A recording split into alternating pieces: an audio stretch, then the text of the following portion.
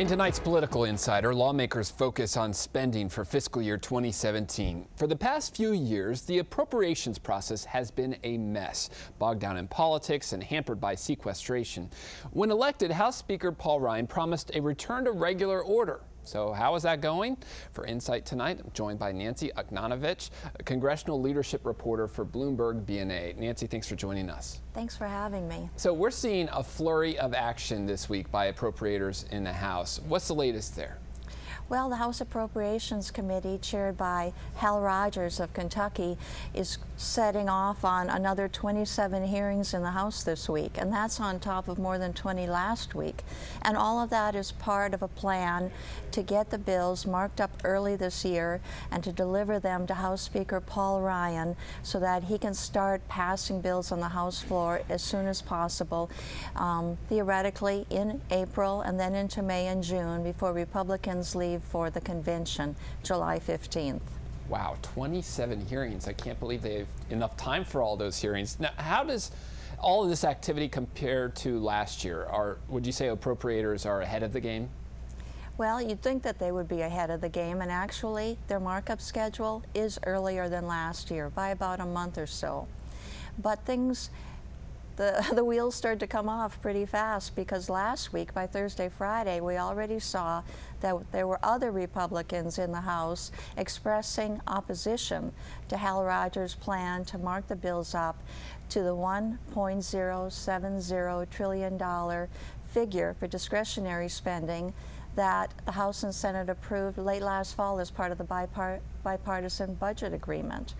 And some of the members of the House Freedom Caucus would like that figure to be $30 billion less. Wow. And there are others who are talking $80 billion less.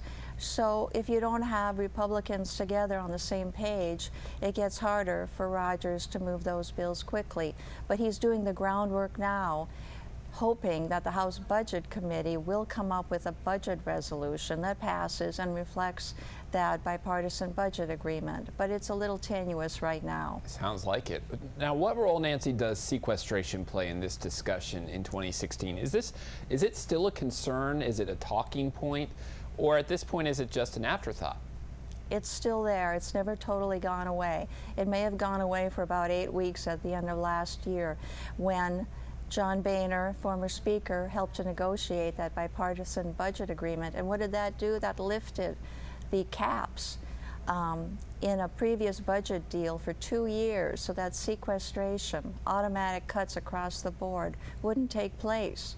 And it enabled Hal Rogers and other appropriators to wrap up appropriations at the end of the year for 2016. But when you hear the House Freedom Caucus talking again about cutting by $30 billion, you're going back down to the levels called for by sequestration. And whatever else happens, when this year is over with and the Bipartisan Budget Act expires, sequestration is back on the table again. So we've been talking about the House, where Speaker Paul Ryan is driving this timeline. What about in the Senate? Is Majority Leader Mitch McConnell as equally committed to this appropriations process and the timing of it? No one wants regular order and these appropriations bills passed individually than Mitch McConnell. He's the one who all last year said very publicly that he didn't want any replay of the threat of a federal crisis on the federal debt, and he didn't want a replay of the 2013 government shutdown. And McConnell was really adamant about this. And the reason is because he wants to position Republicans in the presidential year to show that they are the party that can govern. And he wants the public to forget about the 2013 government shutdown. And passing these bills under regular order, doing the bread and butter work of the Congress, he thinks is a winning strategy. And so he and Ryan have been working together on this plan. But the bills under the Constitution, spending bills have to originate in the House. So Ryan has to get the bills done first and send them over to McConnell. And then McConnell hopes to get them on the floor. And that's a heavy lift, but I think he's determined to try. How do you think election year politics play into all this? We saw with the fiscal cliff. It was Ted Cruz who led the charge right up to that cliff. And we're looking at a very interesting nomination fight on the Republican side at this point. There could maybe be a Hail Mary pass with someone like a Ted Cruz who fights for that major cut, as you were referencing, from the Freedom Caucus. Well, you're absolutely right. The politics are all over this already. Well, first, the battle over the replacement for Scalia on the Supreme Court. That wasn't part of McConnell's plan, but he acted very quickly to say that Republicans would block any nominee that President Obama sent to the Hill. And that makes one wonder how Democrats are going to feel about cooperating with McConnell's plan to return to regular order on things like the appropriations bills. So far, Minority Leader Harry Reid said they won't block the appropriations bills, but we have to wait and see what happens there. Then I'm glad you mentioned the Cruz factor, because that's always the wild card.